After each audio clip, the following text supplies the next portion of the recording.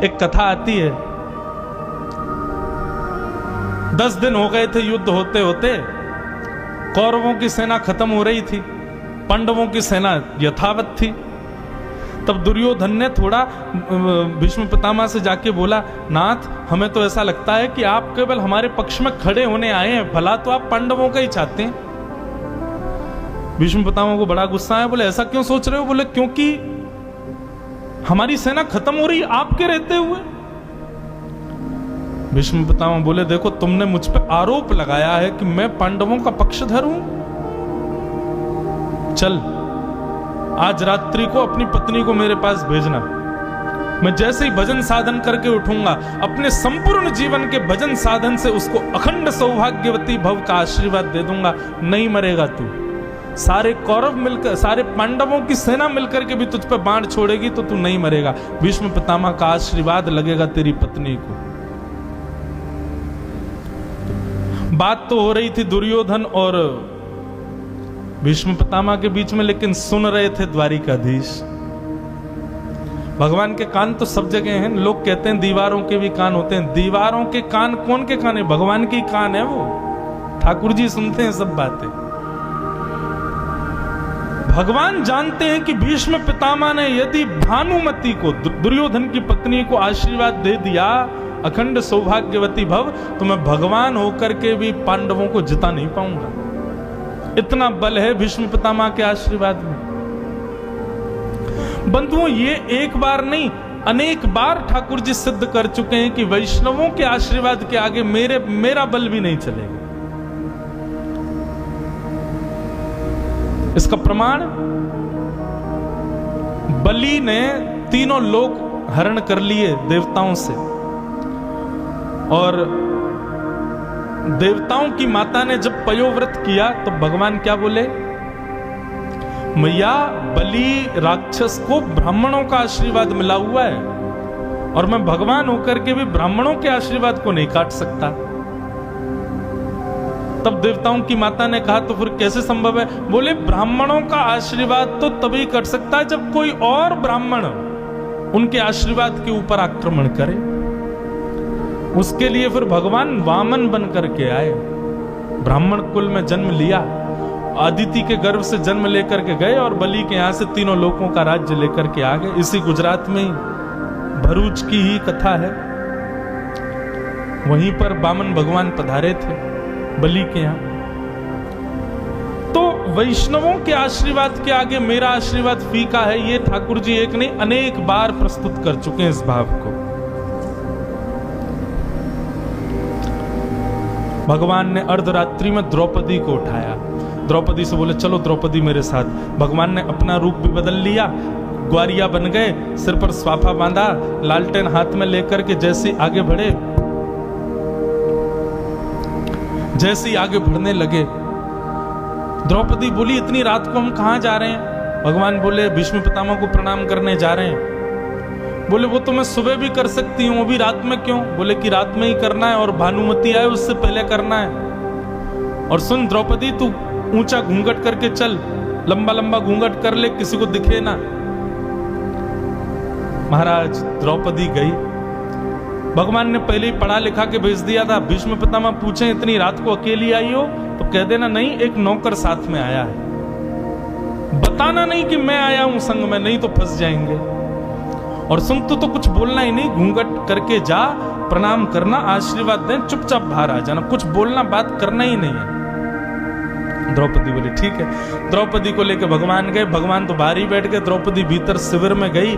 भीष्म पितामह ध्यानस्थ बैठे थे, द्रौपदी जाकर के बैठ गई। भीष्म पितामह का संध्या वंदन पूर्ण हुआ, नेत्रों से माला लगा करके खोल करके देखा तो सामने बैठी है कन्या। समझ गए भानुमति आई है, उसी को बुलाया था मैंने, दुर्योधन की पत्नी। हाथ में जल लेकर के गए और अपने संपूर्ण जीवन के ब्रह्मचर्य का, अपने संपूर्ण जीवन के भजन का बल द्रौपदी के सिर पर छोड़ दिया और कहा अखंड सौभाग्यवती भव। जैसे ही अखंड सौभाग्यवती भव का आशीर्वाद दिया, द्रौपदी तो नाचने लगी। बोले अरे मतलब मेरे 5 पति अब कभी नहीं मरेंगे? भीष्म पितामह ने वरदान दे दिया। कहीं ऐसा ना हो कल को यही अर्जुन और युधिष्ठिर के पीछे बाण लेके भागे तो इनको बता दूं कि भैया जिम्मेवारी तुम्हारे ऊपर है, यदि 5 में से एक को भी खरोंच आई तो मैं तुमसे पूछूंगी। द्रौपदी ने तुरंत घूंघट उठा लिया और कहा पितामह तो फिर ध्यान रहे जब तक महाभारत युद्ध चल रहा है 5 की रक्षा की जिम्मेवारी आपकी। भीष्म पितामह बोले द्रौपदी मैंने तो भानुमति को बुलाया था, तुम कहां से आ गए? द्रौपदी बोली मैं आपकी पुत्र वधू नहीं हूं, मुझे भी तो आशीर्वाद का अधिकार है ना। भीष्म पितामह बोले मुझे पहले से ही लग रहा था कि मैं भानुमति को आशीर्वाद दे तो दूंगा लेकिन विधि का विधान तो पांडवों की विजय है, वो कैसे होगा? और आज मैंने देख भी लिया कि वो हो गया। भावुक हो गए भीष्म पितामह, लेकिन तुरंत भीष्म पितामह ने आंखों का रंग बदला, चेहरे का ढंग बदला और थोड़ी भारी आवाज करके बोले द्रौपदी इतनी रात को तुमको मेरे आशीर्वाद की इच्छा क्यों हुई? तुम तो दिन में आती हो प्रणाम करने, रात्रि में क्यों आई हो? अकेली आई हो? कोई आया है साथ में? अब तो जैसे ही क्रॉस क्वेश्चनिंग की तो घबरा गई द्रौपदी। नहीं नहीं नहीं नहीं मैं तो अकेली आई हूं, अकेली तो आई हूं पर वैसे साथ में कोई आया है, पर वो उसका साथ में कोई नहीं है, वैसे अकेली हूं पर वैसे आया है। भीष्म तो बोले क्या बड़बड़ा रही हो, कौन आया साथ में? बोले गोपाल भैया। बोले कौन गोपाल भैया? नौकर है हमारा, गैया चराता है, दूध निकालना है, उसको लेके आई हूं साथ में। भीष्म पितामह बोले जरा मुझको दिखा, बाहर चल, मैं भी तो देखूं कौन सा गोपाल भैया तेरा। बाहर निकल करके द्रौपदी के संग आ गए। द्रौपदी रोके आप क्यों जा रहे हो, आप रहने दीजिए। नहीं नहीं तेरे गोपाल भैया से मिलना है मुझे, दिखा तो सही है कौन। बाहर आए, ठाकुर जी बैठे थे चुपचाप, बोले कि सब भला हो रहा होगा भीतर। द्रौपदी जल्दी आ रहा है, इतनी देर क्यों लगा रही है? इतने में ही भीष्म पितामह ने आके शेर की तरह गर्जना करते हुए कहा कहां है गोपाल भैया? और जैसे ही महाराज भीष्म पितामह की आवाज सुनी भगवान तो वहीं लुढ़क गए, पटक लग गई ठाकुर जी को। बोले सारी पोल पट्टी खुल गई, सारा बनाया गया हमारा प्लान चौपट हो गया। भीष्म पितामह बोले इधर आओ। ठाकुर जी समीप गए। बोले द्रौपदी तेरा गोपाल भैया कहीं देखा देखा सा क्यों लग रहा है मुझको? लालटेन ऊपर की, लौ तेज की, जैसे ही ठाकुर जी के मुखमंडल पर मंदम मंदम दिए का प्रकाश पहुंचा, भीष्म पितामह समझ तो गए कि अरे ये तो नंद नंदन है। जैसे ही पगड़ी हटाई महाराज, घुंघराली अलकावलियां ठाकुर जी की बिखरने लगी। सुंदर मोर पंख जो छुपा रखा था वो भी खड़ा हो गया। आज त्रिभंग लली श्याम सुंदर का ऐसा सुंदर प्रकाश स्वरूप प्रकट हुआ भीष्म पितामह के सामने। आकाश में चंद्रमा ने विचार किया कि भाई ठाकुर जी खड़े, थोड़ा फोकस तो करो। चंद्रमा ने भी अपने पूर्णिमा के प्रकाश को प्रकाशित करते हुए ठाकुर जी का रूप और उजागर कर दिया। भीष्म पितामह बोले अच्छा तुझे है तेरा गोपाल भैया? चौरे मरकट बंधु, चित्तचोर, माखन चोर, छलिया, कालिया, सारे उल्टे सीधे काम करता है, एक भी काम सीधे नहीं होते तेरे। ठाकुर जी मुस्कुराने लगे। तुझे किसने बताया कि मैं भानुमति को आशीर्वाद देने वाला हूं? ठाकुर जी बोले हम जय जय हैं, हमको सब पता है कहां क्या चल रहा है। लेकिन देखिए विधि का विधान आप भी नहीं बदल पाए। आशीर्वाद द्रौपदी को ही मिला और अभी तक भी भानुमति आई नहीं है। भीष्म पितामह ने अपने चेहरे का ढंग बदला और द्रौपदी को कहा द्रौपदी मैंने तुझे वरदान दिया है ना खंड सौभाग्यवती का, इस वरदान की जिम्मेवारी मैं कृष्ण को देता हूं, ये रक्षा करके दिखाए 5 की। अब यदि 5 में से किसी का बाल बांका हो तो मुझसे नहीं कहना, इससे कहना, क्योंकि मैंने जिम्मेवारी इसको दे दी। तेरे पति जीवित रहेंगे, जिम्मेवारी कृष्ण की। द्रौपदी ने भगवान को देखा, भगवान बोले कर दिया काम, इसीलिए मैं कह रहा था चुपचाप जाना चुपचाप आना। तेरे को क्या लगी थी, क्यों बोली भीतर जाके? बंधुओं, ये सब लीला, भगवान चाहे तो सबकी रक्षा हो सकती है, लेकिन भीष्म पितामह को अपनी प्रतिज्ञा याद है, शस्त्र धारण करवाना है इनसे। और आज सुबह सुबह ब्रह्म मुहूर्त में ही भीष्म पितामह पहुंच गए दुर्योधन के पास, और दुर्योधन से जाके कहा, दुर्योधन आज युद्ध का नेतृत्व मैं करूंगा, आज मेरी नीति से युद्ध होगा। अभी तक तो भीष्म पितामह हाथ पे हाथ धरे बैठे थे, लेकिन आज जैसे ही उन्होंने नीति बनाई, एक ऐसा चक्रव्यूह बनाया जिसको कोई नहीं तोड़ सकता। आज प्रातःकालीन सूर्य उदय हुआ, भीष्म पितामह कौरवों के आगे सबसे मुख्य प्रधान योद्धा के रूप में खड़े थे। भीष्म पितामह को देखने मात्र से ही आधे सैनिक कांप रहे थे। जैसे युद्ध प्रारंभ हुआ, भीष्म पितामह ने ऐसा युद्ध किया, चंद मिनटों में कौरवों पांडवों की आधी से ज्यादा सेना को खत्म कर दिया और चक्रव्यूह बना करके बीच में रथ घेर लिया अर्जुन का। और भीष्म पितामह ने बाण निकाल करके प्रत्यंचा पर चढ़ा करके अर्जुन को केंद्र में लेकर के जैसे ही बाण छोड़ने लगे, भगवान ने भीष्म पितामह को देखा। भीष्म पितामह को भगवान इशारा करने लगे, अरे तुमको द्रौपदी को दिया आशीर्वाद याद नहीं है क्या? तो भीष्म पितामह ने भी इशारा कर दिया, बोले जिम्मेवारी तुम्हारी है, बचाओ। जैसे ही बाण अर्जुन की ओर केंद्र में लेकर के छोड़ने के लिए भीष्म पितामह बस एक क्षण में अपना हाथ छोड़ने ही वाले हैं और बाण आकर के अर्जुन को लगने वाला है, इतने में ही ठाकुर जी को द्रौपदी की स्मृति हुई। ठाकुर जी विचलित हो गए, व्याकुल हो गए, कैसे रोकूं भीष्म पितामह को, क्या करूं? चक्रव्यूह बना है, रथ भार नहीं ले जा सकता मैं। इतने में ही ठाकुर जी ने देखा दूर रथ का चक्का टूटा हुआ पड़ा है।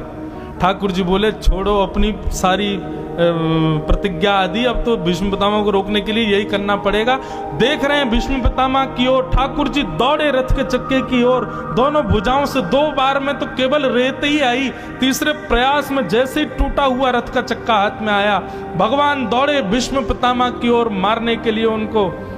जैसे ही रथ का चक्का हाथ में उठाया, भीष्म पितामह ने अपने धनुष बाण नीचे रख दिए, ताली बजाने लगे, बोले वाह वाह वाह, जय हो, देखो देखो देखो प्रतिज्ञाधारी द्वारिकाधीश को देखो। आप कहो मैं चक्र बिन भूमि हरऊं सब भार। आपने तो प्रतिज्ञा ली थी कि आप बिना शस्त्र के रहोगे पूरे युद्ध में। हमको क्षत्रिय ना गिने, बोले ही वचन विचार। तुम अकेले क्षत्रिय नहीं हो, मैं भी क्षत्रिय हूं। आइंदा से कभी भी प्रतिज्ञा लो ना तो ऐसी सभा में लेना जहां भीष्म पितामह ना आने वाला हो, क्योंकि मैं आ गया तो मैं तोड़वा दूंगा। बताइए क्यों उठाया आपने शस्त्र? और बंधुओं, आप कहेंगे प्रतिज्ञा तोड़ना इतनी बड़ी बात हो गई? हाँ, शास्त्रों में आज्ञा है, यदि क्षत्रिय प्रतिज्ञा ले ले और उसको पूरा ना करे तो उसको नरक जाना पड़ता है। क्षत्रिय प्रतिज्ञाबद्ध होता है, उसको प्रतिज्ञा पूरी करनी चाहिए। डार चक्र हरि हस पड़ो दियो उत्तर ब्रजराज। ठाकुर जी ने रथ का चक्का दूर फेंक दिया, मुस्कुराने लगे और भीष्म पितामह से बोले, डार चक्र हरि हस पड़ो दियो उत्तर ब्रजराज। आज तजी प्रतिज्ञा मोरी, मैं तोरी प्रतिज्ञा काज। भीष्म पितामह, आपने क्या प्रतिज्ञा ली थी कि यदि वासुदेव द्वारिकाधीश ने महाभारत युद्ध में चक्र नहीं उठाया, शस्त्र नहीं उठाया, तो मेरी मृत्यु जब हो तो मैं किसी को मुख नहीं दिखाऊंगा, उल्टा गिरूंगा नीचे, और मैं शंतनु और गंगा का बेटा नहीं। पितामह, यदि मैं शस्त्र नहीं उठाता तो आपके रोम रोम में जब बाण लगते ना तो आप चित्त गिरते, चेहरा नीचे होता, और आपकी अंतिम स्थिति जो थी, अंतिम इच्छा जो थी कि मरते हुए मेरा दर्शन करना, वो आप कैसे करते ठाकुर जी? कैसे करते पितामह? आप किसी को मुख नहीं दिखाओगे, ये आपकी प्रतिज्ञा थी। यदि मैंने शस्त्र नहीं उठाया तो आप उल्टे जब नीचे गिरते तो फिर मेरा दर्शन कैसे करते अंतिम क्षण में? आपकी इच्छा मृत्यु थी कि अंतिम समय में मुझे द्वारिकाधीश को देखना है, तो उसके लिए तो आपको ऊपर मुख करके मरना पड़ेगा ना, और ऊपर मुख करके आप तभी मरोगे जब मैं शस्त्र उठाऊंगा, इसलिए मैंने शस्त्र उठाया। आज भीष्म पितामह के नेत्रों से आंसुओं के गंगा यमुना बह रही है कि ठाकुर जी आप कितने प्रेमी हो, कितनी लाज रखते हो अपने भक्तों की। मैं भूल गया था कि मेरी प्रतिज्ञा में क्या छुपा है, पर आपको याद था कि कहीं ये चित्त गिरा तो अपने अंतिम लक्ष्य को पूर्ण नहीं कर पाएगा, मृत्यु से पहले मेरा दर्शन नहीं कर पाएगा। आपने इसलिए अपनी प्रतिज्ञा को तोड़ दिया ताकि मैं पट गिरूं, आपका दर्शन कर सकूं। भीष्म पितामह बोले मैं कहां तक कहूं, आज मैं बाणों की सैया पर जीवित बैठा हूं, आपको देख रहा हूं, यह भी आपकी कृपा है, मेरी सामर्थ्य नहीं है। आपने शस्त्र नहीं उठाया होता तो मैं ये भी नहीं कर पाता। हाँ, कितने दयालु हैं ठाकुर जी। भीष्म पितामह ने भगवान की स्तुति गाई, और स्तुति गाते हुए अंतिम अपने स्तुति के भाग में भीष्म पितामह ने ब्रज को याद किया और कहा, नाथ ऐसी कृपा कर देना कि मेरा अगला जन्म ब्रज में हो। क्यों? बोले मैंने आपके द्वारिकाधीश रूप का दर्शन किया, मैंने आपके राजाधिराज रूप का दर्शन किया, मैंने आपके रथ चलाते हुए रूप का दर्शन किया, मैंने आपके विराट रूप का दर्शन किया, मैंने सारे दर्शन किए, लेकिन मैंने एक दर्शन नहीं किया। बोले कौन सा? बोले कृतम अनुकृतवत्य उन्मदान्ध। नाथ आप एक हाथ में मक्खन लिए और जब आप चलते हो, बंधु ये लड्डू गोपाल कितने बैठे? 3-4 बैठे हैं यहाँ पे। कैसे हैं? 5 हैं। लड्डू गोपाल बैठे हैं, एक हाथ में मक्खन है, लड्डू है, जो भी है, एक हाथ नीचे है, 2 घुटने पे चल रहे हैं ठाकुर जी। आप कभी खुद चल के देखना, ऐसे चल पाओगे आप? एक हाथ ऊपर उठा के एक हाथ और 2 घुटनों से आप चल सकते हो? चलोगे तो क्या होगा? गिर जाओगे। लेकिन ठाकुर जी ऐसे ही चलते हैं। तो कैसे चलते हैं? तो सूरदास जी का एक पद है, शोभित कर नवनीत लिए घुटरुन चलत और रेणु तन मंडित गोरोचन तिलक किए। ठाकुर जी अपने हाथ में मक्खन लेकर के जब चलते हैं तो बार बार लुढ़कते हैं, तो आधे तो ठाकुर जी साफ सुथरे दिखते हैं, आधे पर पूरी मिट्टी मिट्टी दिखाई देती है। ऐसी ठाकुर जी की ये टेढ़ी तिरछी सी चाल, 3 व्हीलर, मैं इनको कहता हूं 3 व्हीलर ठाकुर जी। 4 व्हीलर नहीं है, 3 व्हीलर है। 3 व्हीलर ठाकुर जी। सोचो चलते कैसे होंगे। उस समय ठाकुर जी जाते हैं यशोदा मैया के पास, यशोदा मैया को मानो इशारा करते हैं कि मैं धूल में है गया हूं, मैया मुझको साफ कर दे, मैं साफ सुथरा हो जाऊंगा तब मक्खन खाऊंगा। लेकिन तभी जाकर के ठाकुर जी देखते हैं कि यशोदा मैया अपना श्रृंगार कर रही है, लाल बिंदी सफेद बिंदी, लाल बिंदी सफेद बिंदी, लाल बिंदी, इस प्रकार पत्रावली बना रही है। तो ठाकुर जी के मन में आता है मैं भी अपना श्रृंगार करूंगा। सो ठाकुर जी गौशाला में जाते हैं, एक गोबर की बिंदी, दूसरी मक्खन की बिंदी, फिर एक गोबर की बिंदी, फिर एक गोरोचन तिलक किए। भीष्म पितामह कहते हैं मुझे वो रूप नहीं दिखा आपका, इसलिए नाथ कृपा करना कि मैं ब्रज में जन्म लूं और अगले जन्म में ब्रज की गोपी बनूं, और आप जब कृष्ण बनकर के आओ तो मैं भी एक गोपी मक्खनवारी बनूं, मेरे घर की भी आप चोरी करो और आपके उस रूप का मुझे दर्शन हो जाए। भीष्म पितामह के आप अंतिम भाव को सुनेंगे, स्तुति को सुनेंगे, टोटली डिफरेंट। जो भीष्म पितामह का एक कैरेक्टर था वो है ही नहीं। ये भावजन्य, प्रेमजन्य, करुणाजन्य, दयाजन्य भीष्म पितामह है। वो केवल दिखाते हैं कि वो एक योद्धा हैं, वो विद्वान हैं, वो क्रोधी हैं, वो पितामह हैं, परंतु वास्तव में वो एक प्रेमी है।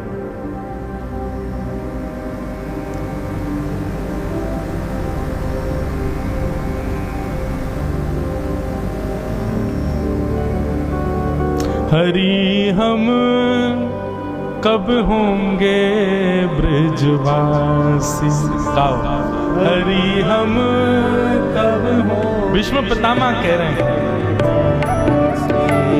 हरि हम कब होंगे